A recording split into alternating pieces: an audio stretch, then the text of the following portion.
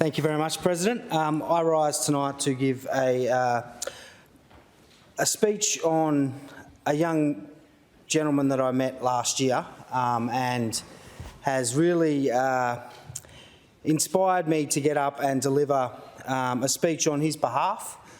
His name is David Atkins. I met David at an Ability WA conference at the casino, and which was an amazing day under my role as a parliamentary secretary for the Minister for Disabilities. And when I met David, he was playing in a band that was performing at the event, and then he came up to me later on after that and made a comment that I've made in this chamber before, and it stuck with me and it still will, I think, for many years to come, when he said that he understands that people with disabilities don't get to serve in Parliament. That's what he put to me, was that people, because he had autism, he wouldn't be able to be in Parliament. So what happened from there was we got in contact with him and brought him and his family along to Parliament. His mother Alexandra, grandmother Eileen and his sister Rebecca came up in October and was given an amazing tour, they tell me, by the amazing staff in Parliament House that always deliver a really good tour that is very informative. And David is a very smart young man who holds information very well.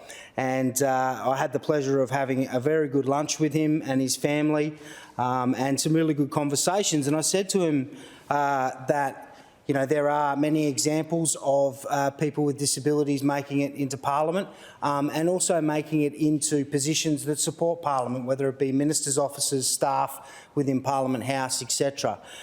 So I challenged David to go away and write something to be read into Hansard, which he was really happy about, and I'm about to deliver what he has written. And I urge members to listen and be inspired like I have been from David. So, hello, my name is David Atkins. I have high-functioning autism. I was diagnosed with PDD-NOS, now called ASD-HFA, at the age of 3 in Queensland. I have been the recipient of Queensland and WA government and federal government funded therapy and support services ever since I was diagnosed. This has predominantly been through the former Disability Services Commission and the NDIA funded services through the WA Autism Association. I've been a student in the public and private school system with additional support from education assistants. I am now 18 and trying hard to obtain some kind of qualification before I finish high school in 2022. Luckily, the Cyril Jackson Senior High School in Bassadine has a special unit for people like me to help us navigate alternate pathways to attaining qualifications which enable us to pursue our quest to self-actualise and have agency over our own lives.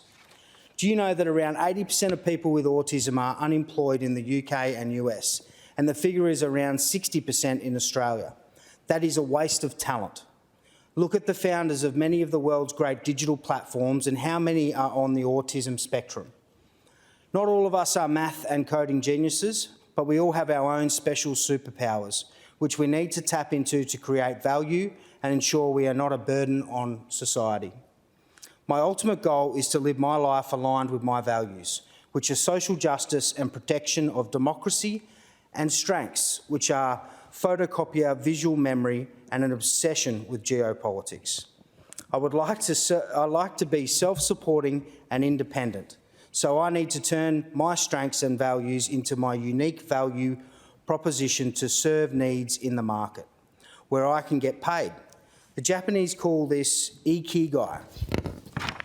There are no services available to teach kids like me how to navigate the world in a way where we can be the best possible version of ourselves.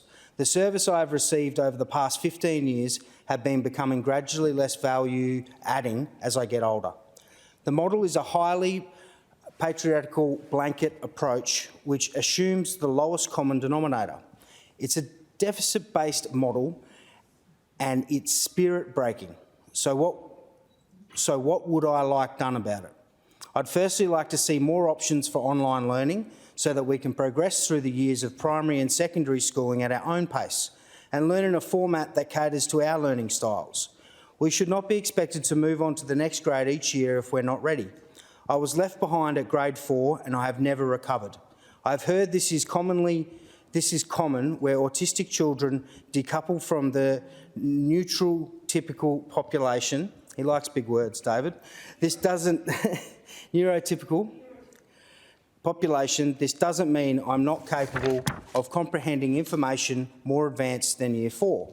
It just means that I've been unable to show through standardised online time-limited tests like NAPLAN and ULNA that I can comprehend information that is expected of someone my age. This decoupling gets worse as the years go by, as I progress up the years along with my neurotypical peers, without keeping up.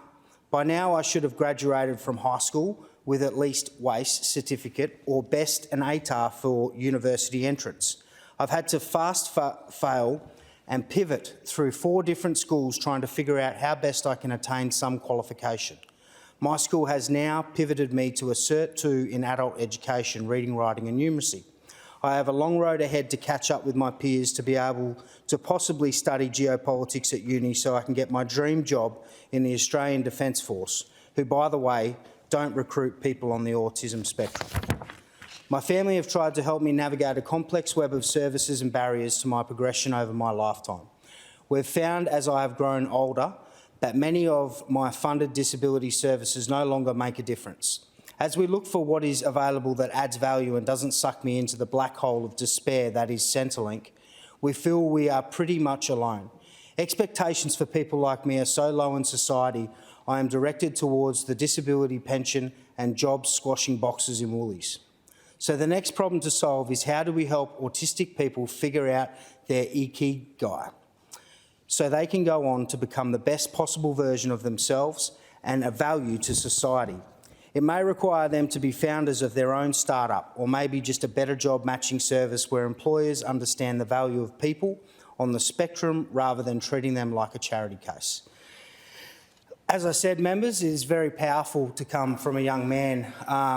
David, I see, has passion, drive and commitment to find a place for himself in this world. And I believe that he will find that space. And his family, his mother was absolutely lovely.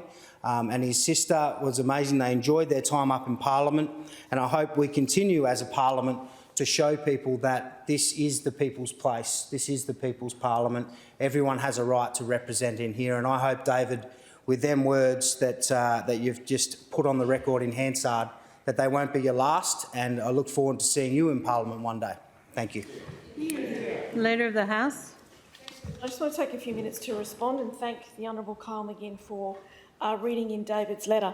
It's not the first time, President, that somebody on the autism spectrum has raised the issue that our online literacy and numeracy assessment, ULNA and NAPLAN, do not take account of the particular needs of people on the autism spectrum, and that in particular when it comes to assessments which require, I guess, a degree of critical analysis of chunks of literature that require some analysis of subtext within literature, that it structurally works against the skill set that people on the autism spectrum have. I particularly remember meeting a group of autistic students at Curtin University at a program, and they put to me, while they were able to be incredibly successful when it came to computer programming, and despite the point that David makes, and were actively being recruited by Microsoft and others, they couldn't actually achieve a WA Certificate of Education because they could not successfully complete the ULNA.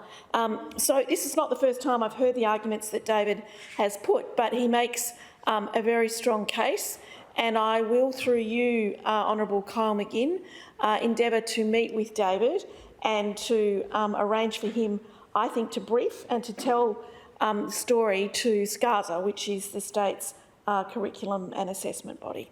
Thank you.